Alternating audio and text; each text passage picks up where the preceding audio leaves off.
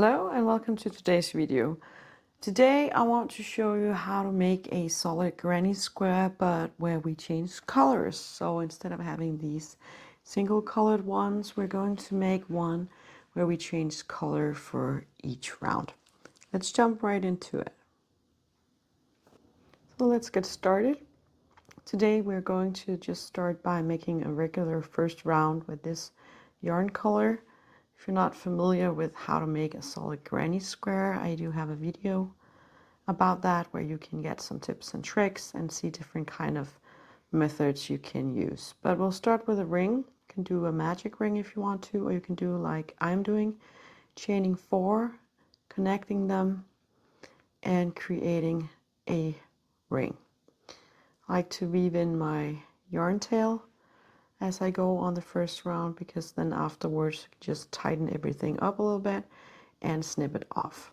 I'm going to start by chaining 3, 1, 2, 3, and then we're going to add 2 double crochets next to that one, and after that we're going to make the corner, which will be a chain 2, and that is how this first round goes. So 2 double crochets next to the chain 3, chain 2, and then a cluster of 3 double crochets.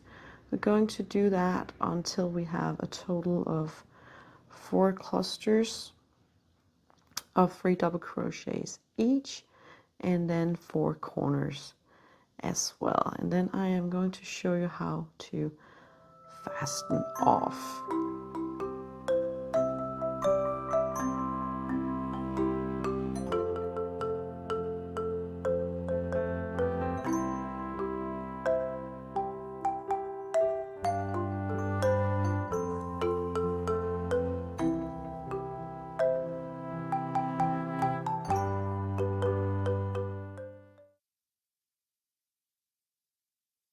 So now I'm almost done. I just need to chain 2 to create my corner.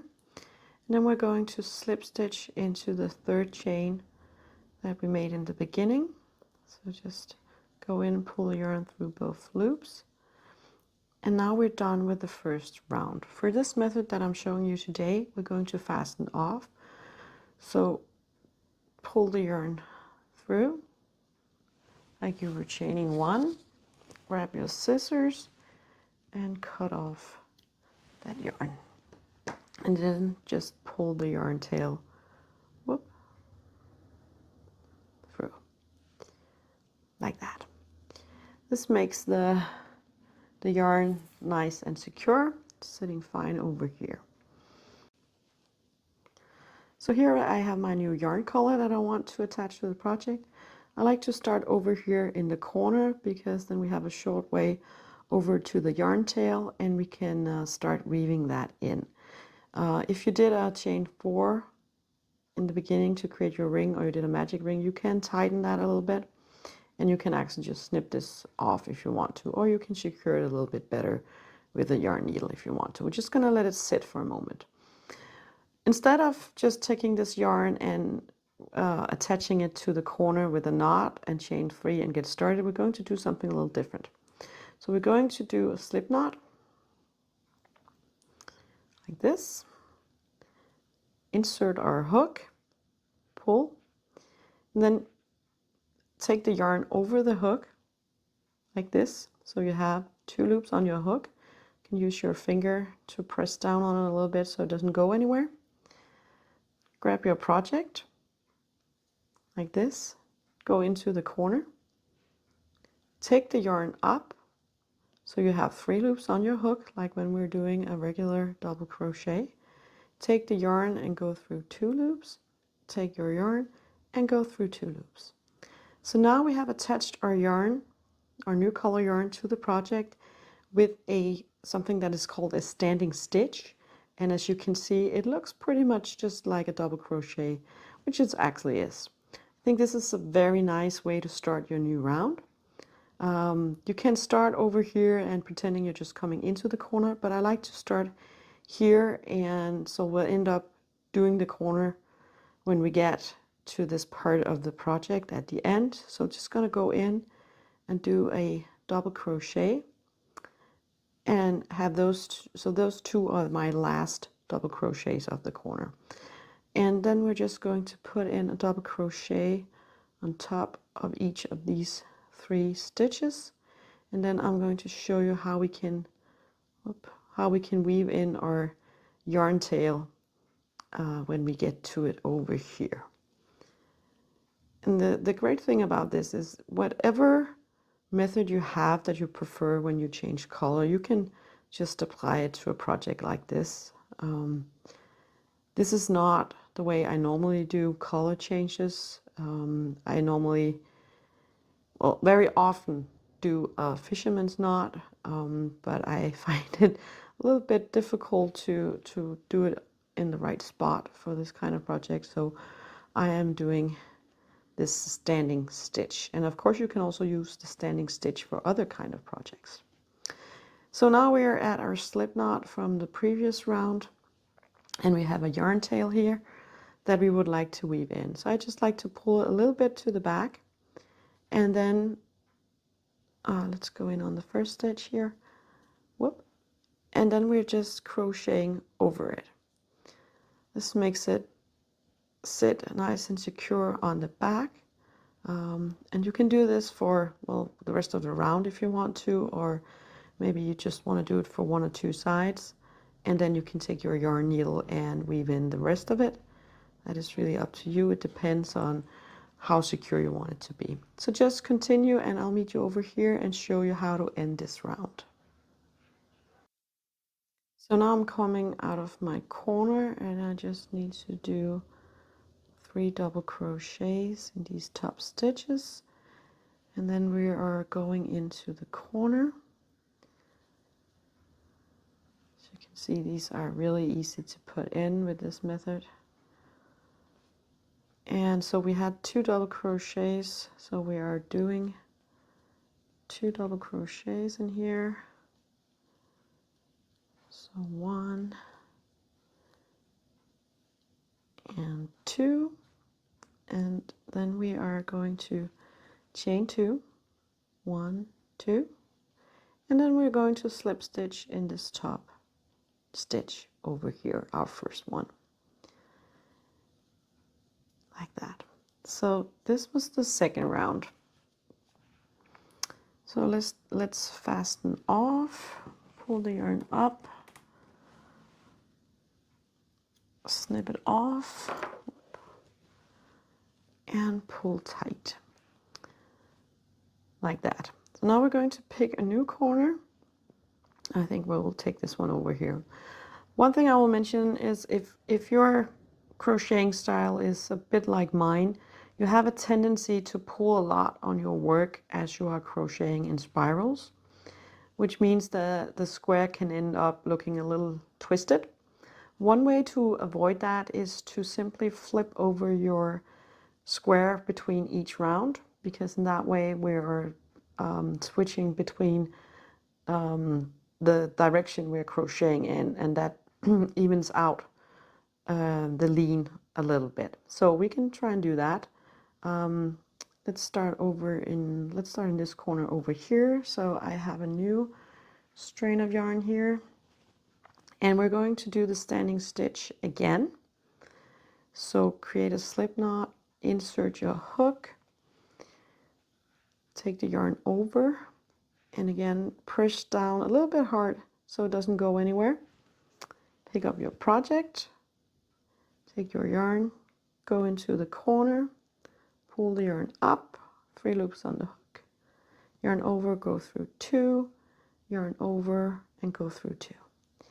So here is our standing stitch again. I'm going to do 1 double crochet, and then we are out of the corner, and then I'm just going to crochet all the way around. And again, when you get over here in a little bit, you have your yarn tail from the previous round, and you can just take that and start crocheting over it like we did on the previous round, so you don't have to do too much weaving in afterwards. So we're almost done with this round. We just need to put in 2 double crochets in the corner. So that was 2, and then we're going to chain 2, create a new corner, find our top stitch up here, go in and slip stitch, chain 1, pull the yarn through, cut that yarn off, and pull the yarn through. And that completes round number 3. So here's a new yarn color that we're going to attach for this last round. We do have a lot of yarn tails here, but most of them can just be cut off, but I will show that after the round. So for now, we're just letting them sit. So I'm going to flip my work again. So now we're back on the front side. We have our tails over here. So I think I'll start up in this corner up here. Let's do the standing stitch one more time. So create a slip knot, insert your hook, pull the yarn forward, press down with your finger, bring up your project, go into the corner, bring up the yarn, 3 loops on the hook, yarn over, go through 2, yarn over, and go through 2. Since this is what I would like to say is my last round, of course it doesn't have to be 4 rounds in total. You can do however many rounds you like. You can also stop after 2 rounds, doesn't really matter. But because this is now our last round, I like to start over here to the right, so as if we were going into the corner, because then when we finish off this round, we can do a seamless fasten off, which looks a lot nicer than just a slip stitch, and I'll show you that. So just do as you would normally do, 2 double crochets, and then chain 2 for a corner, 2 double crochets, and then we are out of the corner. And then you just do as you normally do, and when you get over here, again you have 2 yarn tails, and now we are going to have our tails on the back, because this is the front of our project. So I would just leave this one for now, and then weave in this tail that is sitting on the back. Weave that one in as you go. So I'm going to do that, and I'll meet you over here and show you how to finish off, fasten off, and then we're going to talk about the yarn ends. So instead of slip stitching now to fasten off, I'm going to pull that yarn back in, insert my hook here in our last stitch, and I'm going to slip stitch in that, like that. And I'm going to bring in my yarn needle, like this. Whoop, oops.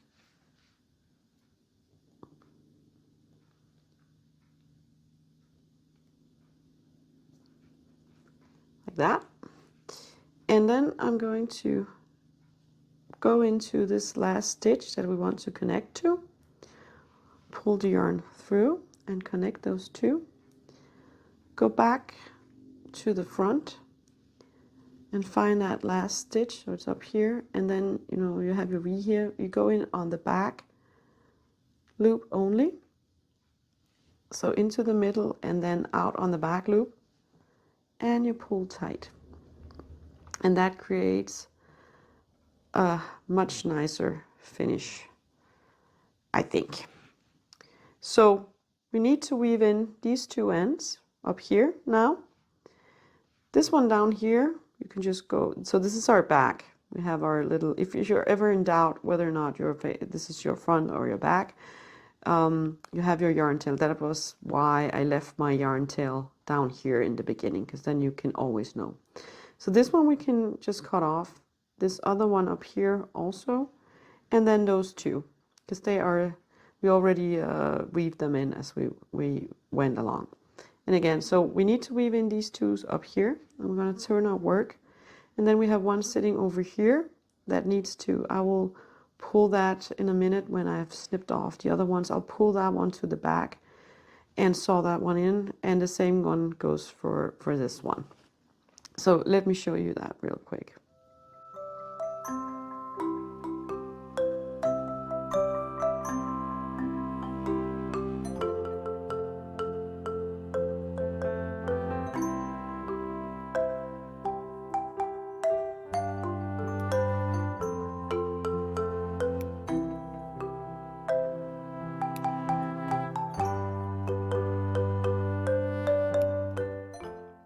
So that was it for our multicolored solid granny square. I think it turned out quite nicely, and I really do like this technique with the standing stitch, and I hope you like it as well.